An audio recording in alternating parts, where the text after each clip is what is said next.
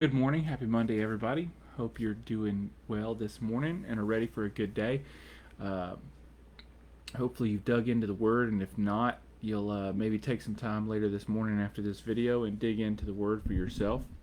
And hey, I'm going to just share a little short, encouraging psalm with you. You know, one of the uh, phrases that I've always held on to is the Book of Psalm is kind of like a medicine cabinet for your soul. It can bring so much peace, and it can really truly help heal your heart. And so Psalm, I think, such a great. It's a good discipline to include a psalm every single day in your quiet time. You know, whether you're reading the New Testament, just read through the book of Psalm on a continual basis. Same with the book of Proverbs. If you just pick one proverb for whatever day of the month it is, you know, being today's October 12th, hey, read, you know, Proverbs chapter 12. But reading a psalm a day just will really, it'll bring some peace and joy into your spirit. And so it's a really good discipline in your quiet time. And so this morning I read Psalm 125 and I wanted to share it with you. Just, it's such a good encouragement, a reminder of who the disciples of Christ are and how God truly watches out for us. And so Psalm 125 says, "Those who trust in the Lord are as Mount Zion, which cannot be moved, but abides forever. As the mountains surround Jerusalem, so the Lord surrounds his people, from this time forth and forevermore. For the scepter of wickedness shall not rest upon the land of the righteous, so that the righteous will not put forth their hands to do wrong. Do good, O Lord, to those who are good, and to those who are upright in their hearts. But as for those who turn aside to their crooked ways, the Lord will lead them away from the doers of iniquity.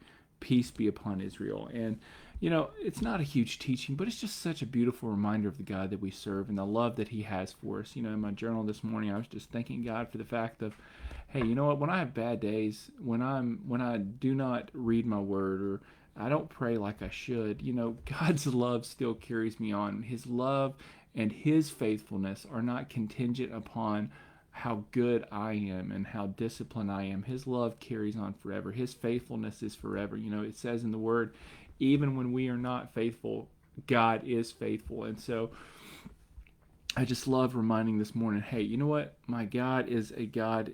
As the mountains surround Jerusalem, so the Lord surrounds his people from this time and forevermore. And so I don't know, it just brought calm to my heart, going, hey, you know what? No matter what I face today, and no matter what you're going to face today, the Lord surrounds his people.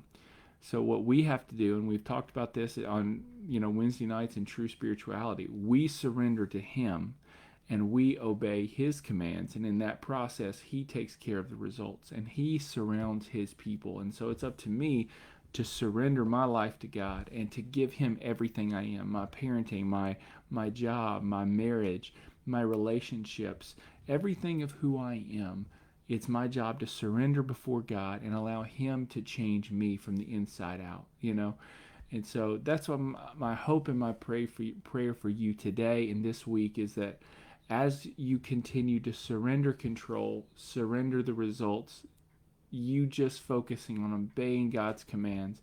And like we talked, like Pastor Martin mentioned last night or yesterday at church, one of those commands is that we love one another. Not when it's easy, but all the time. That's what one of the commands Christ has commanded us to do and to obey is to love one another. And so this week, go back, whether you're part of CLF or maybe you're at a different church, go back and listen to your pastor's message this week and allow it just to permeate your heart. You know, for those at CLF, go back and listen to Pastor Mark's message from yesterday about loving one another, because that's who we're called to be. And really just focus in on the the God who created me, who saved me, is calling me to a life of obedience, a humble life, a gentle life, one who follows God in all we do. But that's our end of the bargain. What his end of the bargain is he surrounds us like the mountains surround Jerusalem, so the Lord surrounds his people. Those who trust in the Lord are as Mount Zion, which cannot be moved, but abides forever. So as we trust in him, we have to remember, you know what? God surrounds me. I have to worry about being obedient and allow the results to be up to him, because I know he is at work and he is faithful, and he's going to be faithful to me because he surrounds me like the mountains surround Jerusalem. The scepter of wickedness shall not rest upon the land of the righteous, so that the righteous will not put forth their hands to do wrong. I am God's. My life is God's. He surrounds me. He is faithful.